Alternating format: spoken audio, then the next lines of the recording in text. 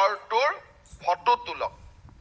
এই কামত জীৱিকা সখী বাইদেউসকলৰ লগতে গাঁৱৰ যদি কোনোবা আৰু লোকে কয় যে ময়ো সহায় কৰি দিম দুখীয়া মানুহখিনি দেখুৱাত, আমাৰ বিধায়কসকলেও যদি কয় যে মোৰো মানুহ এজন লগত দি দিম, কোনো আপত্তি নাই।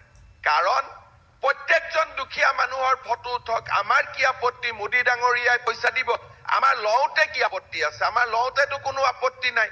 খালি যোগ্যজনে পাব লাগে, অযোগ্যজনে পাব নালাগে।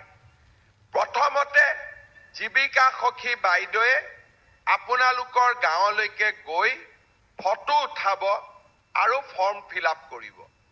তাৰ পিছত এখন আমি গাঁও সভা পাতিম।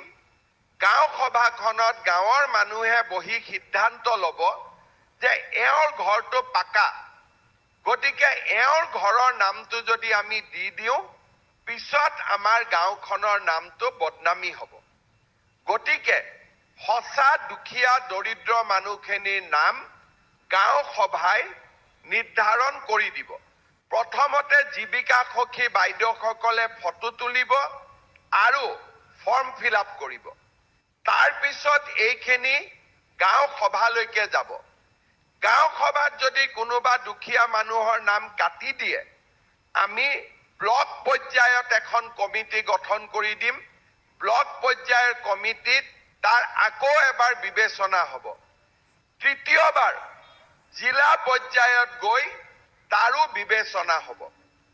এতিয়া কোনোবাই যদি গাঁও সভাটোৰ নামটো নুসুমালে, জীৱিকা সখী বাইদেউ মোৰ ঘৰলৈকে নগ'ল আৰু জিলা পৰ্যায়তো মোৰ নামটো নুসুমালে, এইবাৰ আমি আৰু এটা নিয়ম কৰিছো যে নিজৰ ঘৰৰ ফটোটো নিজে উঠাইও পৰ্টেলত দি দিব পাৰিব। তাৰমানে আমি কোনো মানুহৰ আমাক সহায় নালাগে।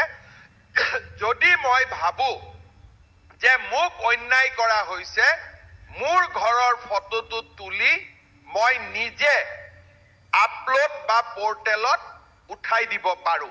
তাৰো কোনটো পৰ্টেলত আমি কেনেকৈ উঠাই দিব পাৰো তাৰ বিষয়েও চৰকাৰে বাতৰি কাকত আৰু টিভিত বিজ্ঞাপনৰ ব্যৱস্থা কৰিছে। প্ৰথমতে জীৱিকা সখী বাইদেউসকলে এছেছমেণ্ট কৰিব। তাৰ পিছত আমি আৰু 10 দিন সময় দিম, য'ত নেকি নিজে নিজৰ ফটো তুলিব পাৰে। এতিয়া নিজৰ ফটো তোলোতেতো নিজে টকা ল'ব নোৱাৰে, গতিকে এইবাৰ আমি ব্যৱস্থা কৰিছো যে সেলফ লোডিং, তাৰমানে মোৰ ঘৰৰ ফটোটো মই তুলি ময়ে পৰ্টেলত তুলি দিম। গতিকে তেতিয়াতো কোনেও পইচা ল'ব নোৱাৰে।